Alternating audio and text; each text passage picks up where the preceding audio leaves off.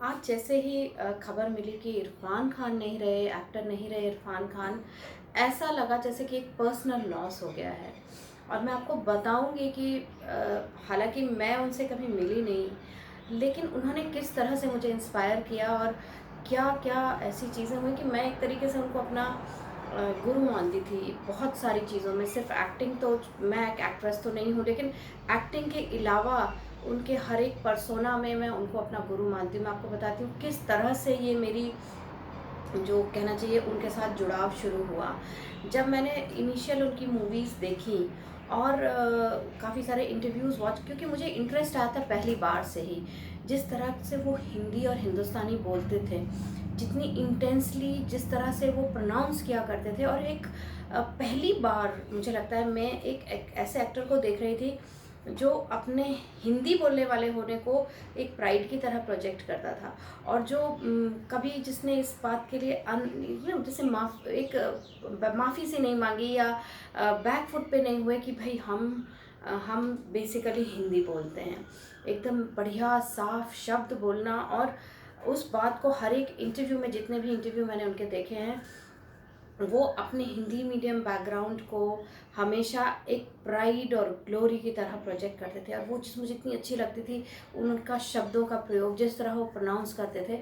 और मुझे वहाँ से एक इंस्पिरेशन मिलने शुरू हुई कि अगर मैं हिंदी में ज़्यादा कंफर्टेबल हूँ, या हिंदी मीडियम हूँ, या मेरी बेसिक भाषा हिंदी है, तो मुझे उसको छुपाने की ज़रूरत नहीं है।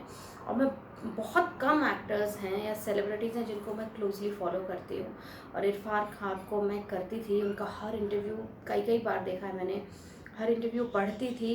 वो जो जिस इंटेंसिटी से वो एक्टिंग करते थे, और एक रस्टिक कैरेक्टर्स को रिस्पेक्टेबल और एडमायर्ड बनाते थे, वो चीज़ मुझे नहीं लगता कि कोई और कर पाएगा। दो चीज़ें मेरे दिमाग में, जैसे कहना चाहिए किसी को आप गुरु मान लेते हैं और उनकी हर एक बात में कुछ आपको मीनिंग नज़र आता है। और मेरे को उनकी दो चीज़ें बहुत ज़्यादा याद हैं कि जब उनको न्यूरो प्रॉब्लम हुई थी, और एक इंटरव्यू में किसी मैगज़ीन में उन्होंने कहा था कि मैं इस हेल्थ प्रॉब्लम से उबरना चाहता हूँ अपनी वाइफ के लिए। पता नहीं, बहुत अच्छा लगा था ये सुन के कि एक सेलिब्रिटी होकर आपकी सोच क्या है, as a husband, as a life partner, आप क्या सोचते हैं।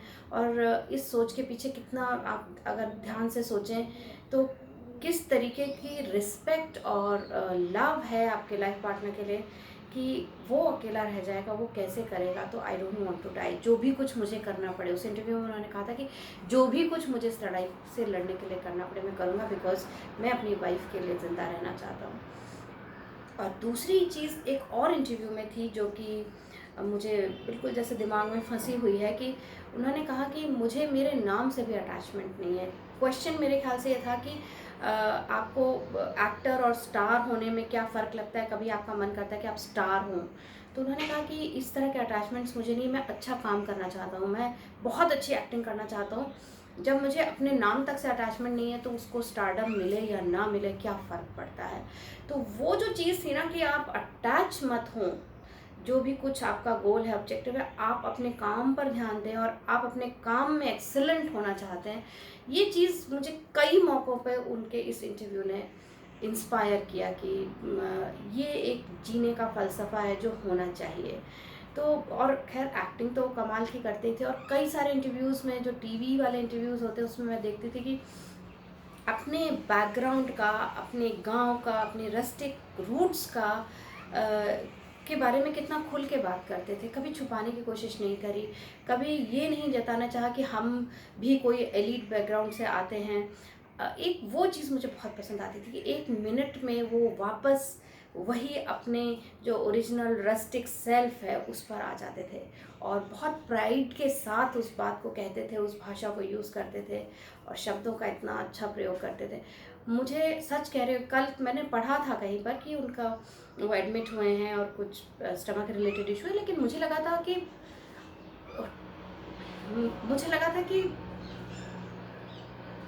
वो ठीक हो जाएंगे। पता नहीं, ऐसा लग रहा है जैसे कि एक एक एक एक फिगर जिसकी तरफ देखते थे हर बार जब लगता था अच्छा पता नहीं मैं ठीक कर रही हूँ नहीं, तो उनकी तरफ देखते थे तो लगता था कि नहीं, जो आपके रूट्स हैं उस पे आप रहो कायम।